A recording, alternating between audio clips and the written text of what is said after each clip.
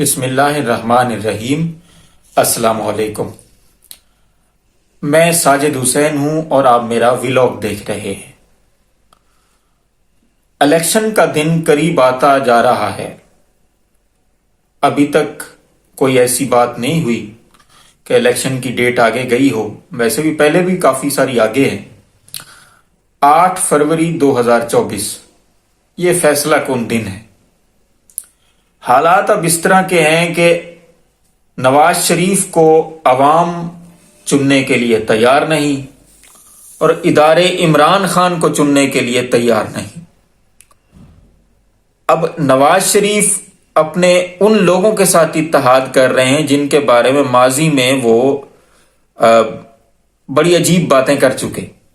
باپ پارٹی کے بارے میں بات کر چکے اور MQM کے بارے میں بات کر چکے، بلکہ یہاں تک کہتے تھے جب عمران خان کی حکومت تھی تو وہ کہتے تھے کہ عمران خان اور ان کی اتحادیوں نے اس ملک کو تباہ کر دیا ہے۔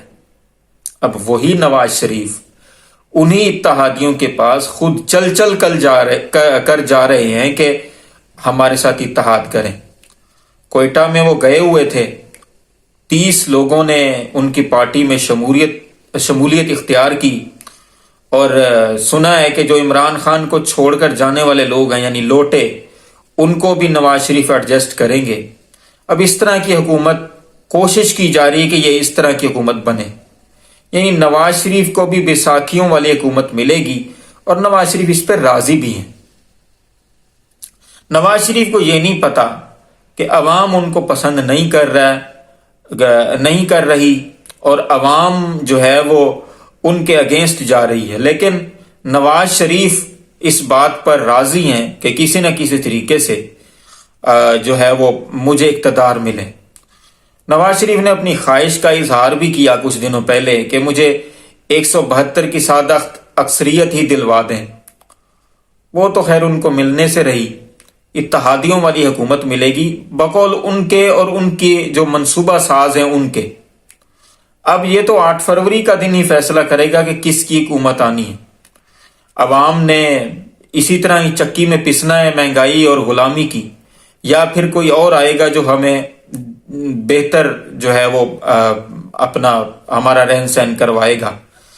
اب معاشرہ بھی اس طرح کا ہی ہے، معیشت کا بھی حال آپ کے سامنے ہے، اخلاقیات کے بارے میں بھی کئی دفعہ بات ہو چکی۔ قانون نام کی کوئی شے ہے نہیں، یعنی قانون کاغذوں میں تو موجود ہے لیکن عملاً قانون نام کی کوئی شے نہیں۔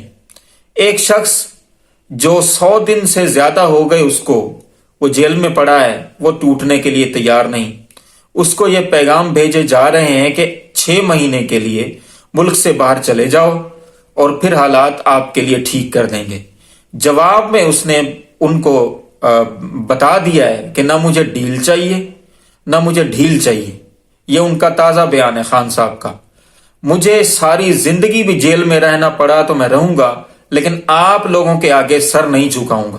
سر تو پھر ایک ہی ذات کے آگے جھکے گا، وہ ہے اللہ کی ذات۔ اب اس طرح کی بات ہو رہی ہے۔ ان کی وائف کی گرفتاری بھی عمل میں آ سکتی ہے کیونکہ اس کے بارے میں بھی گراؤنڈ بنایا جا رہا ہے۔ ان کی بہنوں کی گرفتاری بھی عمل میں لائی جا سکتی ہے، اس کے بارے میں بھی گراؤنڈ بنایا جا سکتا ہے۔ یعنی کسی نہ کسی طریقے سے عمران خان کو توڑنا ہے۔ وہ کیوں نہیں ٹوٹ رہا؟ صرف ہماری وجہ سے کہ آپ لوگ جو ہے وہ حقیقی آزادی کے اوپر چلیں اور آپ کو حقیقی آزادی ملے۔ اور دوسری طرف ایک ڈیلر ہے جو ڈیل کر کے لندن گیا تھا اور ڈیل کر کے ہی واپس آیا ہے، اور اب ڈیل کے تھرو ہی اس کو اقتدار دیا جا رہا ہے۔ یعنی کہ آپ یہ دیکھ لیں کہ نواز شریف جو کہتا تھا کہ میں ڈکٹیشن نہیں لوں گا، مجھے اپنی حکومت، میری حکومت چلنے دی جائے وغیرہ وغیرہ، 16 اکتوبر 2020 کو جس طرح اس نے گجرانوالہ کی جلسے کے اندر جو PDM کا جلسہ تھا تقریر کی تھی، اس کو ذہن میں رکھیں، اس سے پہلے کی باتیں ذہن میں رکھیں، ووٹ کو عزت دو کا بیانیہ ذہن میں رکھیں، تو آج کا نواز شریف ان سب باتوں کو چھوڑ چکا۔ وہ چاہتا ہے کہ بس کسی نہ کسی طریقے سے پاور میں آؤں اور اپنے مخالفوں سے انتقام لوں۔ اب عمران خان کو جو جیل میں رکھا ہوا ہے، کیس کوئی نہیں ہے، کیس کے اندر کوئی جان نہیں، لیکن پھر بھی عمران خان کو جیل کے اندر اس لیے رکھا ہوا ہے کہ نواز شریف یہی چاہتا ہے۔ اب مجھے اور آپ کو یہ فیصلہ کرنا ہے 8 فروری 2024 کو کہ آیا ہم ڈیلر کے ساتھ ہیں یا لیڈر کے ساتھ۔ لیڈر تو ہے وہ آپ کو مشکل میں بھی نہیں چھوڑ رہا۔ بڑا آسان تھا عمران خان کے لیے تو وہ کہہ دیتا کہ ٹھیک ہے جی میں تو جا رہا ہوں، بعد میں جب حالات سازگار ہو جائیں گے تو پھر واپس آ جائیں گے، اسی طرح جس طرح نواز شریف کرتا ہے یا باقی لوگ کرتے ہیں۔ لیکن اس نے ایسا نہیں کیا۔ کس وجہ سے نہیں کیا وہ ابھی آپ سب کے سامنے ہے۔ اب دیکھنا یہ ہے کہ ہمیں کیا کرنا ہے۔ پی ٹی آئی کو جلسہ جلوس کنونشن کرنے کی کوئی اجازت نہیں، اس کے باوجود کے پی کے نے کل جس طرح کا کنونشن ہوا 4 سدہ کے اندر، وہ آپ سب کے سامنے ہے۔ آپ ٹویٹر پر جائیں، فیس بک پر جائیں، یوٹیوب پر جائیں، ویڈیوز اویلیبل ہیں، آپ دیکھ لیں، امیجز اویلیبل ہیں، ان کو دیکھ لیں۔ چھوٹا سا اجتماع تھا، وہ کس طرح بڑے اجتماع میں تبدیل ہوا یہ آپ سب کے سامنے آ جائے گا۔ لوگ اب یہ نہیں چاہ رہے جو اسٹیبلشمنٹ چاہ رہی ہے، جو لوگ چاہ رہے ہیں وہ اسٹیبلشمنٹ نہیں چاہ رہی۔ اب دیکھتے ہیں 8 فروری کے دن کس کا پلڑا بھاری رہتا ہے۔ ایک منصوبہ انسان بناتا ہے، ایک منصوبہ اللہ بناتا ہے۔ کامیاب وہی منصوبہ ہوتا ہے جو اللہ بناتا ہے، اور آپ حق اور سچ کا ساتھ دیں، میں حق اور سچ کا ساتھ دوں، یہی آسانیاں ہیں، اسی میں ہی خیر ہے، اسی میں ہی بہتری ہے۔ دوسری طرف ایک چھوٹی سی اپڈیٹ آپ کو دیتا جاؤں کہ محمد علی مرزا باز نہیں آ رہا۔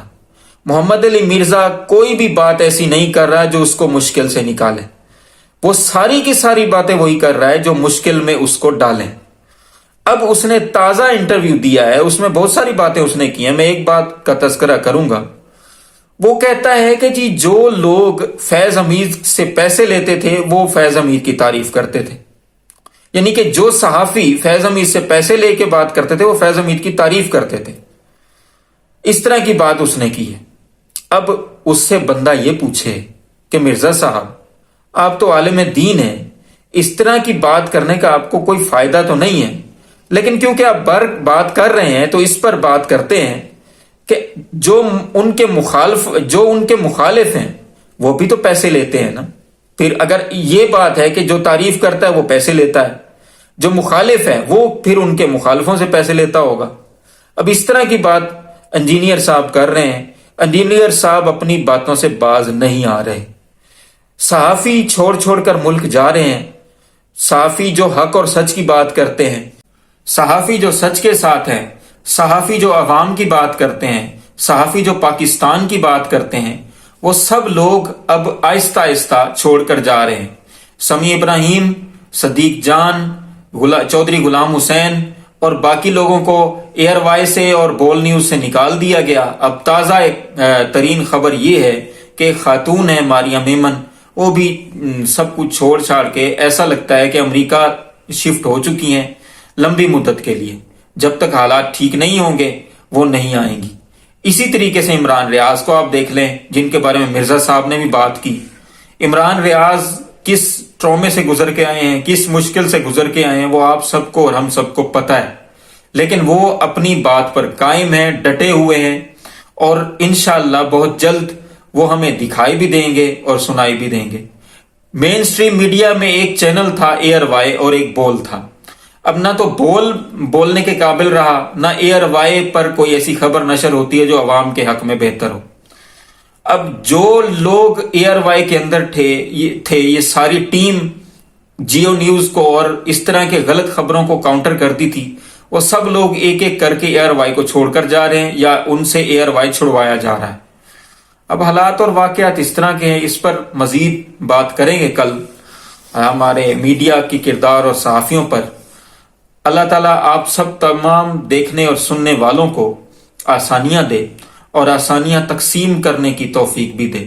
ان مشکل حالات میں اگر کچھ اور نہیں کر سکتے تو فلسطینی بھائیوں کے حق میں دعا ضرور کریں، اور اپنے آس پاس دوستوں رشتہ داروں کا خیال رکھیں، اور ہمارے اس چینل کا بھی آپ کا بہت بہت شکریہ۔